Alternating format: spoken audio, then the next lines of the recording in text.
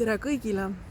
Täna on 2. juuli, Brüsselis on imeilus päev ja mina lindistan seda videot oma kontori ees. Selles kõrges majas 13. korrusel nurga peal on minu kontor. Salvestan seda videot maja ees, et te näeksite mu nägu. Kui teeksin seda maja sees, peaksin kandma maski. Miks 2. juulil? Miks täna?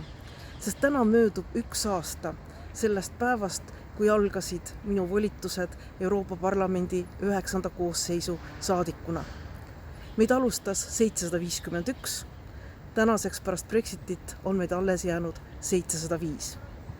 See aasta on olnud kiire, huvitav, palju väljakutseid pakkuv ja väga-väga töökas.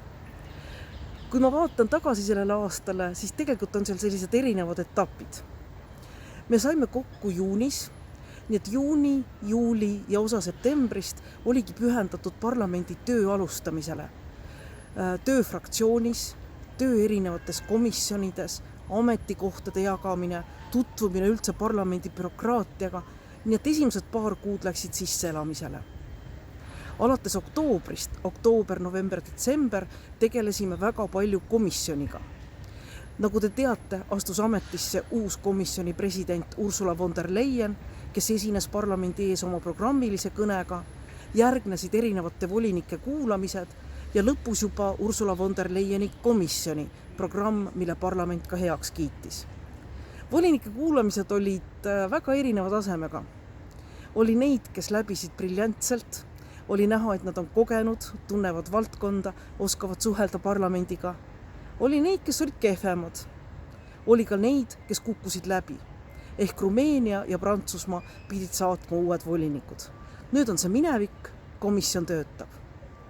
Jaanuaris-veebruaris olid võib-olla ainukesed kuud, kus Euroopa Parlament töötas mingisuguseski tavapärases rütmis. Plenaaristungid toimusid Strasbourgis, komisjonid, fraktsioonid, töögrupid töötasid. Ja siis hakkas pandeemia.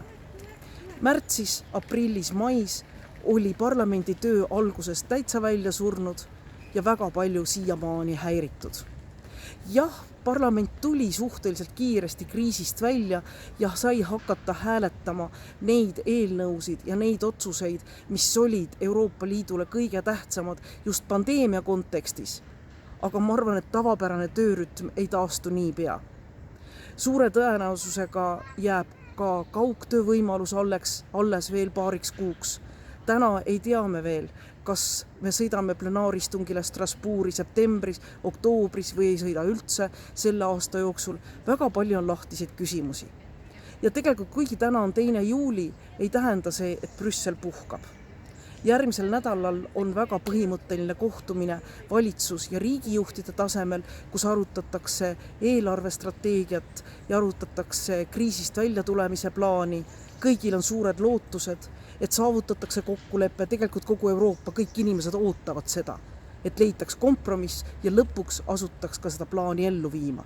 Mida kiiremini hakatakse taastumise plaani ellu viima, seda kiiremini Euroopa majandus, Euroopa inimesed sellest kriisist välja tulevad ja taastuvad.